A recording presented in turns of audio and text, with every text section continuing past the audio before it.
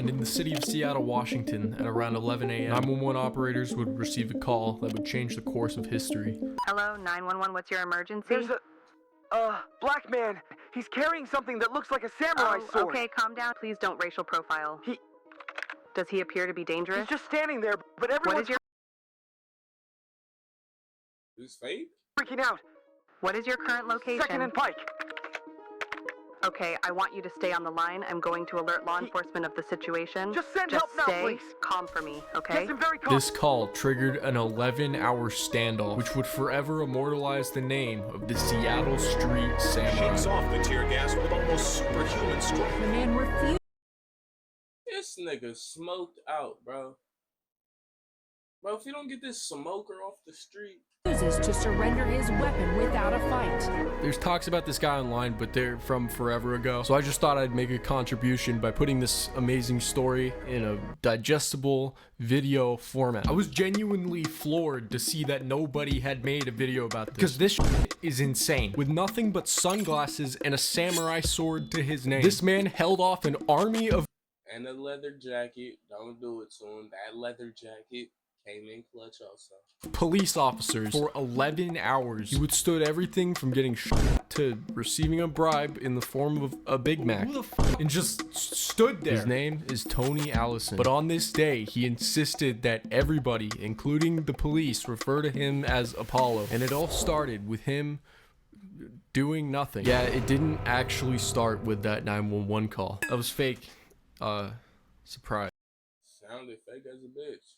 It was actually an off-duty police officer, and he was alerted about a man in camo pants and a leather jacket that was quote-unquote disturbing. So this off-duty police officer decides to follow him from Pike's Place Market to the corner of 2nd and Pike. Which, bro, you're off-duty.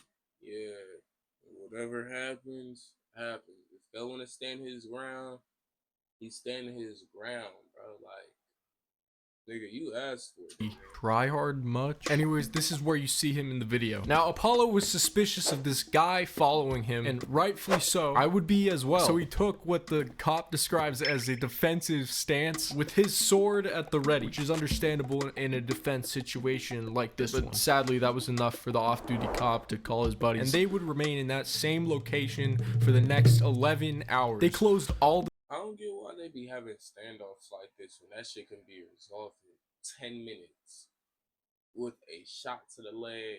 I don't get why they be doing that, bro. This nigga has a sword. You guys have guns. It's fucking levels to this shit, man. stores, evacuated everybody, shut down all the streets, caused traffic jams. In case you guys are wondering whether he's actually dangerous with a sword, the news report made sure to seek out a trustworthy source. So the man confirms authorities' worst fears. Yeah, he knows how to use the sword.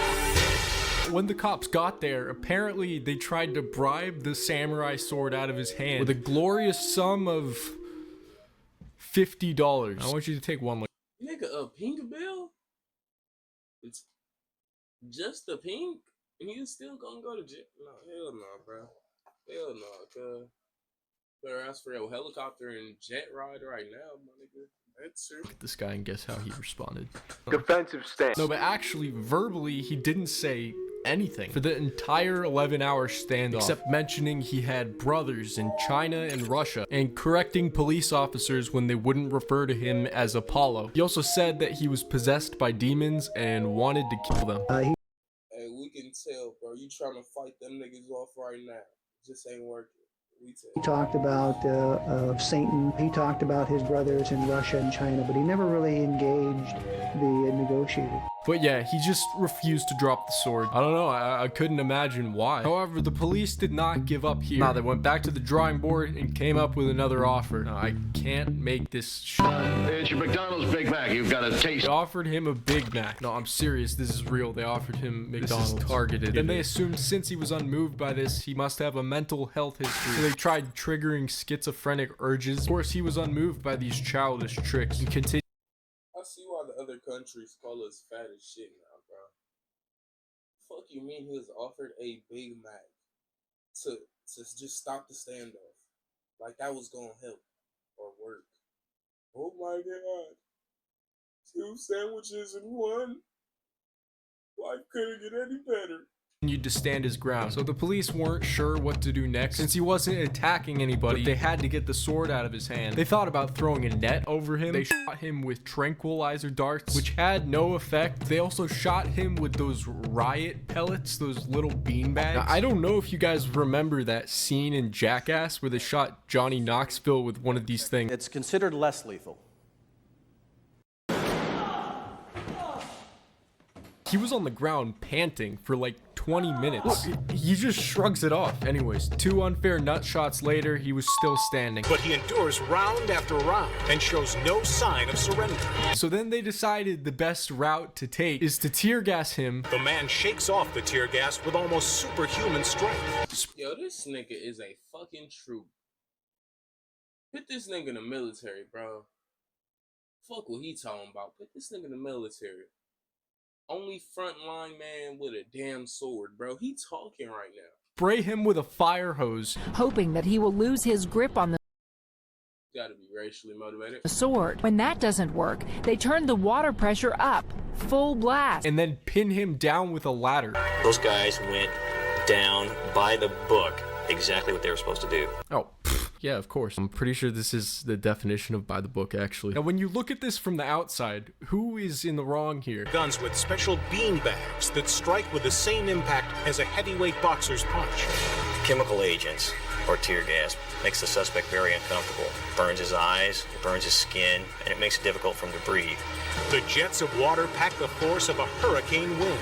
Then, in a highly orchestrated maneuver, police pin the suspect down with a ladder, pole, and riot shield. By the book, exactly what they were supposed to do. Yeah, I agree. By the book, though. By the book, though. I don't know. You guys don't want to know my opinion. What do you guys think? Would you consider this excessive force? Let me know in the comments. Like a motherfucker. Why did they put a ladder to this nigga? They did him like he was a dog.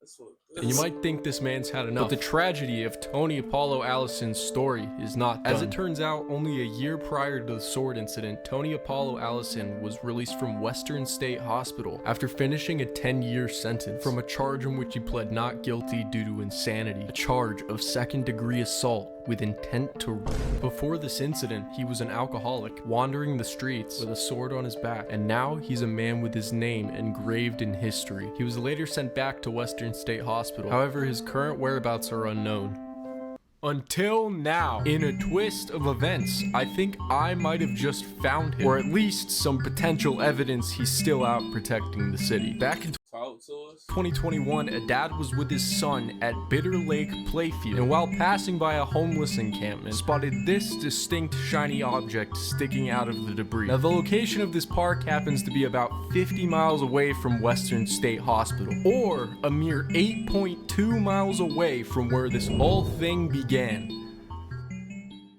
Now, due to Apollo's story being very old and many news sources doing very minuscule amounts of deep diving and just very little information in general, I had to resort to these 2 blog posts excessively. This one's got a really neat website, so go check it out. Got a lot of neat posts about like alien, CIA project, cover-up stuff. Go check it out. Don't forget to subscribe.